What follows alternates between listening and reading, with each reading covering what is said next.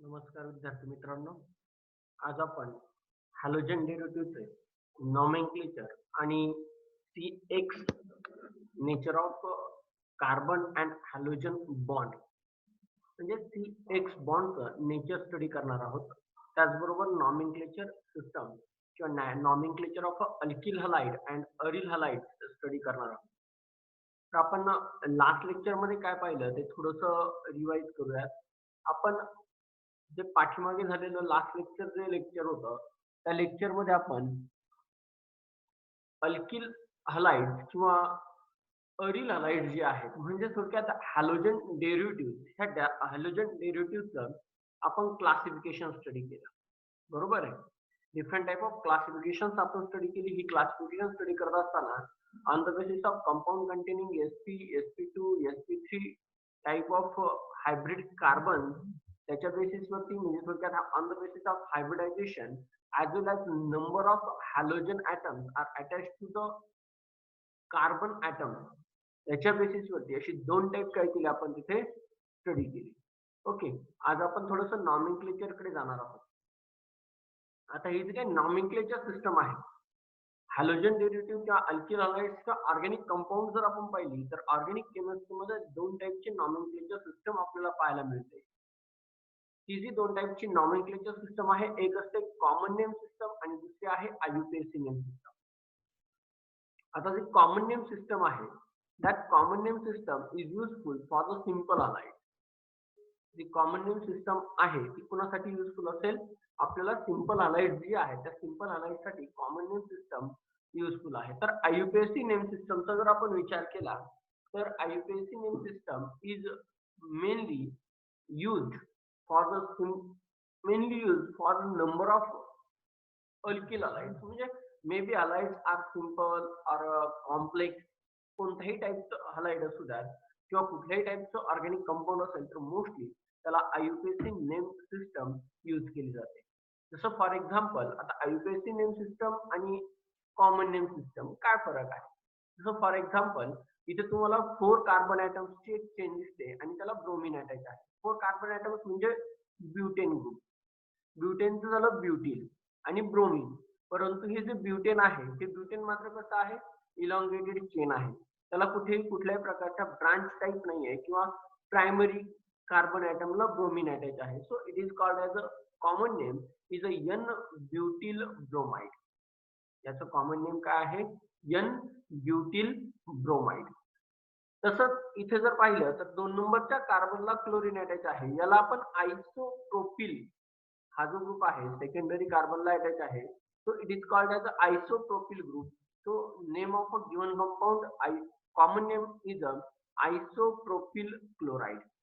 इथे जर तुम्ही विचार केला तर ज्या कार्बनला हॅलोजन अटॅच आहे just next of that carbon atom is a tertiary carbon atom. This type of groups are called as isobutyl group. आणि यावरून याचं नाव होतं isobutyl chloride. isobutyl chloride. आता आपण थोडंसं IUPAC नेम सिस्टम कडे जाऊयात. IUPAC नेम सिस्टम जे आहे किंवा त्याबद्दल तुम्ही ऑर्गॅनिक केमिस्ट्री जो पहिला 11वीला युनिट होता general principle and basic techniques of organic chemistry त्यानंतर हायड्रोकार्बन यामध्ये तुम्ही IUPAC नेम सिस्टम आणि त्यासाठी असणारी different type of rules study केलेले आहेत. मग जी डिफरंट टाइप ऑफ रूल्स आपण तिथे स्टडी केली होती ती कोणकोणती रूल्स स्टडी केली होती. जसं फॉर एक्झाम्पल तुम्हाला जर IUPAC नेम सिस्टम द्यायची असेल तर IUPAC नेम सिस्टम देण्यासाठी फर्स्ट रूल तुम्हाला अप्लाय करावा लागतो तो म्हणजे की select the longest chain of carbon. सर्वात अगोदर तुम्हाला काय करावं लागतं longest chain of carbon select करावी लागते. So it is a common rule. हा जो रूल आहे हा कॉमनली जवळपास तुम्ही प्रत्येक हायड्रोकार्बन साठी प्रत्येक ऑर्गॅनिक कंपाऊंड साठी यूज करणार आहात. Firstly select the longest chain of carbon atom. Okay. After selecting longest chain of carbon atom पुढचा रूल येतो तो म्हणजे नंबरिंगचा. आता नंबरिंग देताना कशी देणार मग जसं इथे पाहिलं तर लॉंगेस्ट चेन जर कार्बनची सिलेक्ट केली तर 1 2 3 4 कार्बनची चेन आहे. आता ही 4 कार्बनची जी चेन आहे याच्यामध्ये नंबरिंग द्यायची आहे. नंबरिंग देताना एक 2 ठिकाणी तुम्हाला किंवा 2 वेज आहेत. 2 वेने तुम्ही नंबरिंग देऊ शकता. हा फर्स्ट कार्बन याला म्हणू शकता किंवा याला तुम्ही फर्स्ट कार्बन म्हणू शकता. मग अशा वेळी नंबरिंग देताना कुठून सुरुवात करायची? एंड पासून तर सुरू करायचंय, परंतु 2 एंड दिसतात कार्बनची. मग इथे नंबरिंग देताना the lowest priority must be goes to the that carbon atom which carry a halogen bond. थोडक्यात लोएस्ट प्रायोरिटी अशा कार्बन ऍटम कडे आली पाहिजे की ज्याला लोएस्ट सॉरी ज्याला काय असावं ब्रोमिन किंवा हॅलोजन बॉन्डिंग अटॅच असावी, हॅलोजन बॉन्डिंग असावी. जसं इथे आहे 1 2 3 4. मग याचं नाव झालं 1 ब्रोमो ब्युटेन. याचं नाव झालं 1 ब्रोमो ब्युटेन. लाईक दिस नंबरिंग आपण केली इथे सेकंड कार्बनला 1, सेकंड मॉलिक्युलला 1 2 3. तर याला आपण 2 क्लोरोप्रोपेन म्हणू शकतो. याला नंबरिंग केले तुम्ही 1 2 आणि 3. अशा वेळी इथे काय दिसलं तुम्हाला की second carbon must be carry or contain a branch methyl. एक ब्रांच आहे म्हणजे ब्रांच म्हणजे मिथिल आणि क्लोरीनला फर्स्ट प्रायोरिटी दिली क्लोरो. आता यामध्ये तुम्ही अल्फाबेटिकल ऑर्डर जर यूज केली तर C first and then methyl. मग तुम्ही इथं with position of carbon atom तुम्ही काय लिहू शकता 1 क्लोरो 2 मिथिल प्रोपेन. या पद्धतीनं थोडीशी तुम्ही नॉमेनक्लेचर सिस्टम जी आहे ती स्टडी करू शकता. त्यानंतर काही अरिल हलाइड्स आहेत. अरिल हलाइड साठी पण तुम्ही या पद्धतीने नॉमेनक्लेचर सिस्टम यूज करू शकता.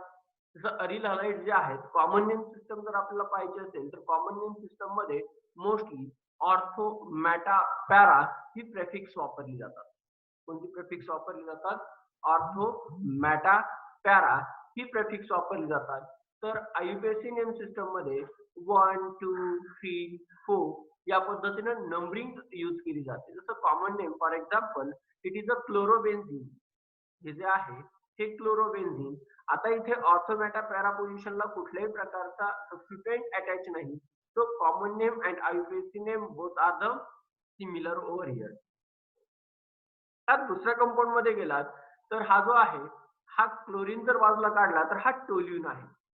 मग याला तुम्ही म्हणू शकता ही टोल्यूनच्या शेजारी असणारी 2 कार्बन ऍटम्स जी आहेत ही ऑर्थो ऑर्थो, ही 2 जी आहेत ही मॅटा मॅटा आणि हे एक्झॅक्टली ऑपोजिट असणारं para. So it is called as a meta chloro toluene. याला काय म्हणू शकता तुम्ही मेटा क्लोरो टोल्यून. आणि जर नंबरिंग दिली तर 1 2 3 थर्ड नंबरच्या कार्बनला क्लोरीन अटॅच आहे म्हणून याला म्हणायचं 3 chloro toluene. Like this it is a symmetrical compound.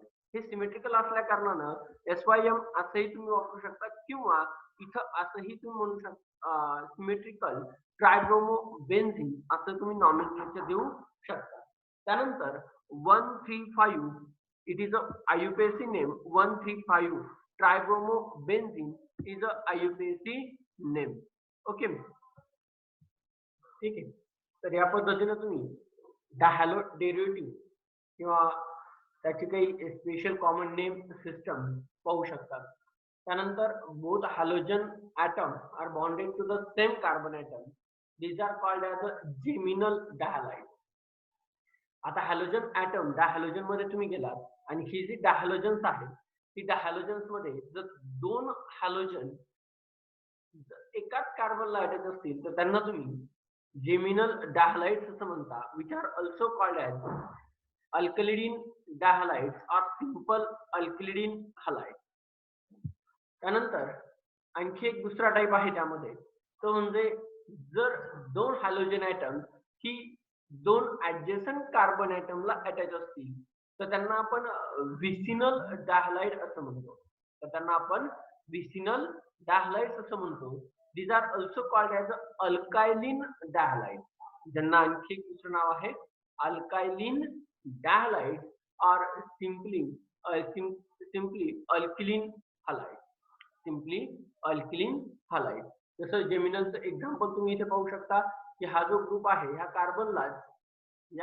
कार्बनला 2 halogen attach आहेत. या कार्बनला 2 सेम कार्बन ॲटमला 2 हॅलोजन अटॅच आहेत.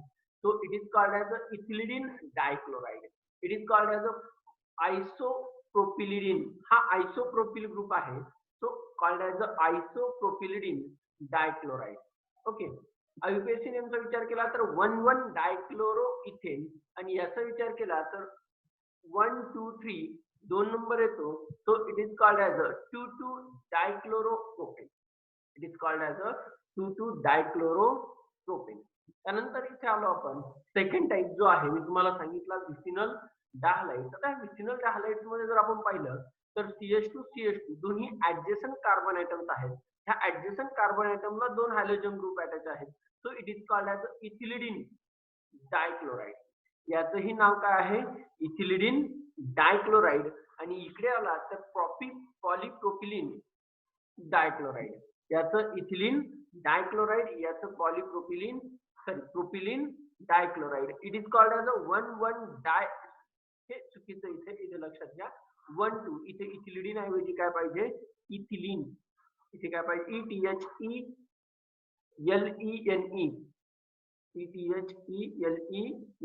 डायक्लोराइड असं पाहिजे. इथे 2,1,2 डायक्लोरोइथेन नाव येईल आणि इथेही 1,2 डायक्लोरोप्रोपेन असं नॉमेनक्लेचर येईल. त्यानंतर काही कॉमन एक्झाम्पल्स आहेत, common name system and IUPAC names दिलेले आहेत. तुम्ही पाहून घ्या इथे की ह्या प्रत्येकानुसार इथे कॉमन नेम आणि IUPAC नेम तुम्हाला इथे दिलेले आहेत. व्यवस्थित पहा, ऑब्झर्व करा. या पद्धतीने तुम्हाला स्टडी करण्यासाठी थोडंसं सोपं जाईल. ओके, पुढचा टॉपिक आहे आयसोमेरिझम. पुढचा टॉपिक जो आहे तो आहे isomerism. Alkyl halides are show isomerism.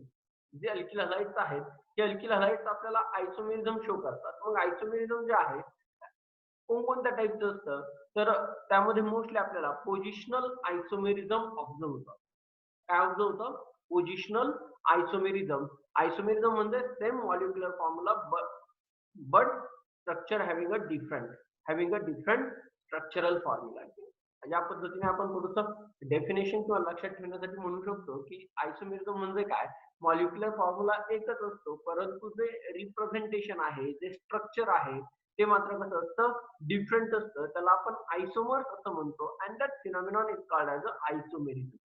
Okay, जसं फॉर एक्झाम्पल हे आता जे दिसतंय तुम्हाला इथे 1 ब्युटिल क्लोराइड. 1 ब्युटिल क्लोराइडचा जर आपण विचार केला किंवा 1 क्लोरोब्युटेनचा जर विचार केला तर मॉलिक्युलर फॉर्म्युला जो आहे याचा मॉलिक्युलर फॉर्म्युला C4H 3, 2, 5, 6, 7 आणि 8, 9 C4H9Cl. मॉलिक्युलर फॉर्म्युला काय याचा C4H9Cl, परंतु जे स्ट्रक्चर आहे ते मात्र कसं आहे 1 क्लोरोब्युटेन आहे. पुढे गेलात ही सेकंड, थर्ड, फोर्थ ह्या प्रत्येकाचा मॉलिक्युलर फॉर्म्युला C4H9Cl हाच आहे, परंतु जी पोझिशन आहे, position of a chlorine is a different. जी पोझिशन आहे ती पोझिशन कशी आहे इथे डिफरंट आहे. मग पोझिशन डिफरंट आहे म्हणजे याचा अर्थ यामध्ये आपल्याला वेगवेगळी आयसोमेरिझम ऑब्झर्व होतात. These are called as, so first and second are called as a positional isomerisms, while third and fourth किंवा first and third are called as a chain isomers. जी चेन आहे, पहिलं ब्युटेन होतं, ब्युटेनचं प्रोपेनची chain झाली, so both are called as first and third, first and fourth, second and third, second and fourth.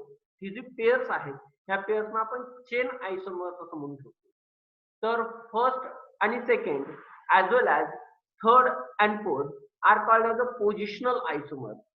त्यांना आपण काय म्हणू शकतो, पोझिशनल आयसोमर्स किंवा पोझिशनल आयसोमेरिझमची पेअर असं म्हणू शकतो. Okay, now like this aryl halides are also shows us the isomerism.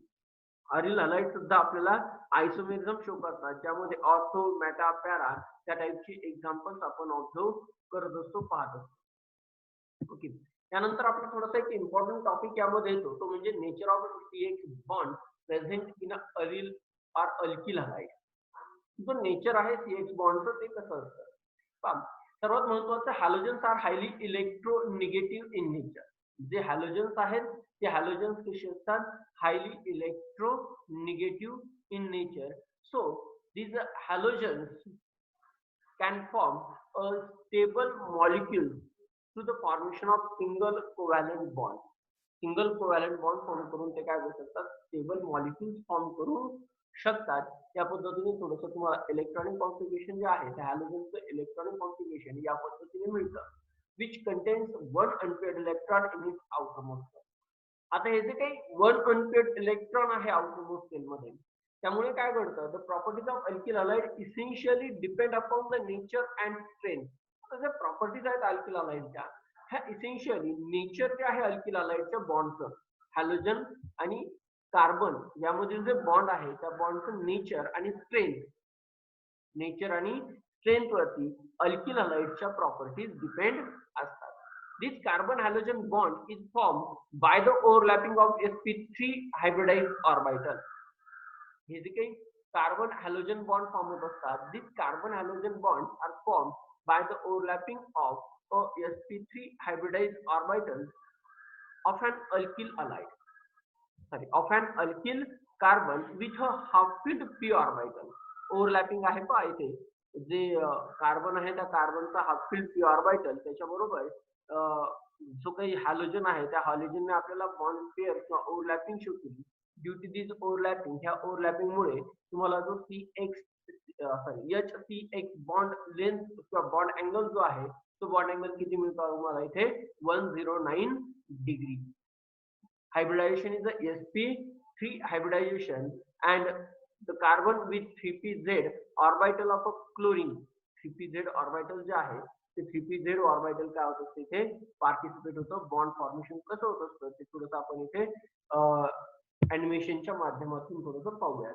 For example formation of methyl chloride. आता हा मिथिल क्लोराइडचा जर आपण विचार केला तर हा जो आहे हा मिथिल ग्रुप आहे. हा जो ग्रुप आहे हा कसा आहे, मिथिल ग्रुप आहे. त्या मिथिल ग्रुपचा आणि हा जो आहे हा chlorine with to lone pair, एक लोन पेअर जी काय आहे ती आता तुम्हाला एक अनपेड इलेक्ट्रॉन जो आहे तो एक अनपेड इलेक्ट्रॉन या ठिकाणी पार्टिसिपेशन दाखवतो. त्या पद्धतीने तुम्हाला sp3 with 3pz sigma bond या पद्धतीनं ओव्हरलॅपिंग ऑब्झर्व होत असते. Now, the strength of a carbon and halogen bond is vary किंवा व्हेरियस आहे. मग आता व्हेरियस आहे त्याला कारण the electronegativity of fluorine is greater than iodine. Electronegativity जी आहे ती इलेक्ट्रोनेगेटिव्हिटी काय होत असते, फ्लोरीन टू आयोडीन डिक्रीज होते. Now if electronegativity decreases then the strength of carbon and halogen bond also vary.